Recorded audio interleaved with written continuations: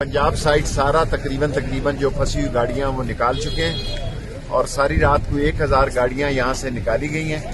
اب ادھر گلڈنہ کی طرف اور باڑیاں کی طرف مسئلہ ہے, وہاں مشینری منگوا لی گئی ہے اور وہ مشینری پہنچ رہی ہے اور گلڈنہ اور باڑیاں جب کلیئر ہو گیا تو یہ کلیئر ہو جائے گا.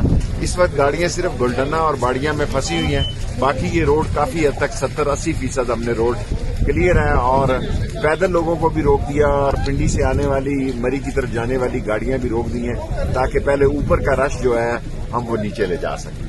چیف منسٹر صاحب نے کال کی ہے, سارے ریسٹ ہاؤسز بھی یہاں سرکاری کھول دیے گئے ہیں. چیف منسٹر کی ہدایت پہ سارے ریسٹ ہاؤسز بھی کھول دیے ہیں. ہیلی کاپٹر سروس بھی ہم تھوڑی دیر میں شروع کرنے والے ہیں اور ذرا موسم خراب ہے, ذرا موسم بہتر ہوا تو ہیلی کاپٹر سروس بھی شروع ہو جائے گی. اگر کہیں دور دراز کسی جنگل میں بھی کوئی پھنسا ہے تو اس کو بھی ہم ڈھونڈ نکالیں گے انشاءاللہ.